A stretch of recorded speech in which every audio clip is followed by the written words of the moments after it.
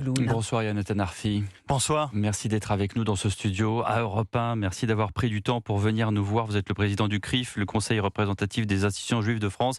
J'imagine que cette première libération vous réjouit. Oui, c'est une joie intense, mais c'est une joie partielle, parce que ces images, elles mettent du baume au cœur de tous ceux qui ont le souci du destin de ces 240 otages israéliens entre les mains du Hamas.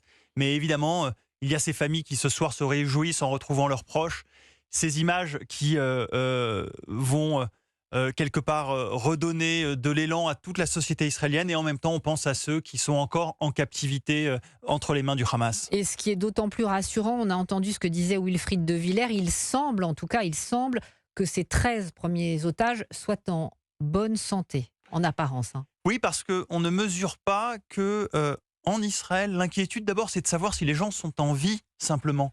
Le Hamas qui utilise là la Croix-Rouge pour faire sortir ses otages dans le cadre de l'accord qui a été trouvé, n'accorde à cette même Croix-Rouge aucun droit de visite aux otages qui sont, eux, encore entre leurs mains.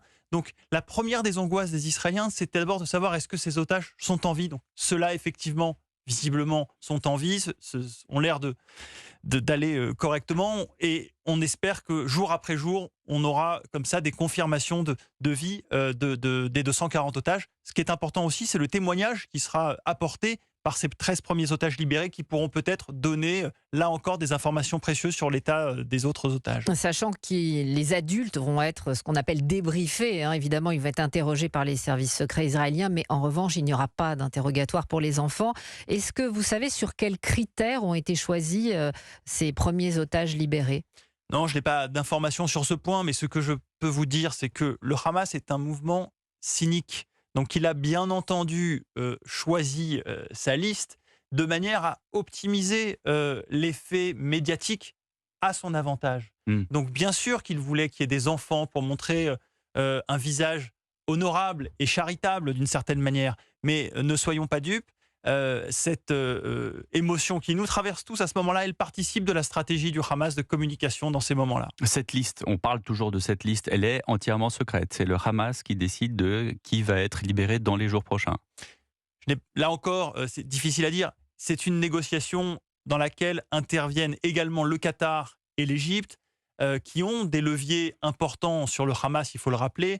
Donc j'imagine que cela a été coordonné. Parce qu'on parle de la libération de 3 Français dans cette liste. Parce qu'il y a effectivement, mais tout ça est hypothétique. Parce qu'il y a effectivement une priorité donnée visiblement aux enfants dans la liste de tous les otages libérés ce week-end, et qu'il y a parmi ces enfants 3 franco-israéliens, donc 3 de nos compatriotes qui sont libérables, entre guillemets, potentiellement ce week-end. Mais il faut aussi remarquer que le plus jeune des otages, qui s'appelle Kfir et qui n'a que 10 mois, n'a pas été libéré aujourd'hui. Ça aurait pu être un signe.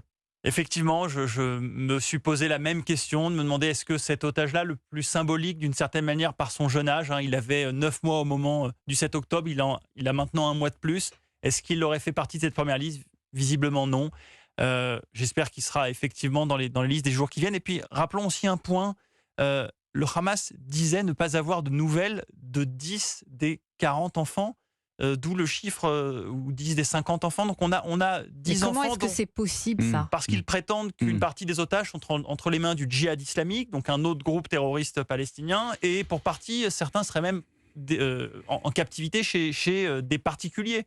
Donc on a une situation, dit le Hamas, qui ne lui permettrait pas d'avoir ces informations. Il me semble que, là encore, il faudra que la pression soit mise de manière forte par ceux qui peuvent la mettre, c'est-à-dire notamment les Qataris et les Égyptiens avec le soutien américain, pour que ces informations soient éclaircies. Yonatan Arfi, on va écouter la toute première réaction du Premier ministre israélien Benjamin Netanyahou. C'était il y a quelques minutes à la télé israélienne. Nous avons désormais achevé le retour des premiers de nos kidnappés. Les enfants, leurs mères et d'autres femmes. Mais je souligne à vous, famille, à vous, citoyens d'Israël, nous sommes déterminés au retour de toutes nos personnes enlevées. C'est l'un des objectifs de la guerre et nous sommes déterminés à atteindre tous les objectifs de la guerre. Voilà, premier objectif, la libération de tous les otages. Mais je sens, Yonatan Arfi, que vous avez le souffle court. Qu'est-ce qui vous angoisse le plus dans toute cette affaire d'otages ? Ce qui nous angoisse, c'est d'abord qu'on a conscience que jour après jour, le prix demandé par le Hamas sera de plus en plus élevé. C'est-à-dire que là, le ratio, c'est de 1 à 3, c'est-à-dire un otage israélien contre 3 prisonniers palestiniens. Oui, mais le Hamas, quand il aura de moins en moins d'otages en main, évidemment, on peut s'y attendre cyniquement, exigera davantage d'une manière ou d'une autre. Et puis, là encore, il n'y a pas de signe de vie pour l'essentiel d'entre eux. Donc, combien sont encore vivants? Il risque d'y avoir malheureusement aussi des drames que nous apprendrons au fur et à mesure des libérations successives. Une dernière question. Les Mères de l'Espoir, on sait que vous étiez ce matin à cette manifestation, place du Trocadéro à Paris. Elles vont continuer à se retrouver chaque vendredi. Effectivement, c'est une initiative qui vise à réunir place du Trocadéro tous les vendredis midi des mères françaises qui veulent envoyer un signal de solidarité aux Israéliens face à ce drame des otages, en disant qu'aussi longtemps qu'il y a des Israéliens retenus otages dans la bande de Gaza, il y aura à Paris des mères qui viendront envoyer ce message de fraternité en leur disant qu'elles pensent à elles, à ces familles israéliennes et qu'elles se tiendront à leur côté. Comme vous le savez, en Argentine, ces fameuses mères de la place de Mai se sont réunies en soutien aux victimes de la dictature. Et donc, c'est ce symbole-là qui part de France. Et un message qui part de France sur ces questions de liberté, ça n'est jamais anodin. Merci beaucoup, Yonatan Arfi, président du CRIF, d'avoir été l'invité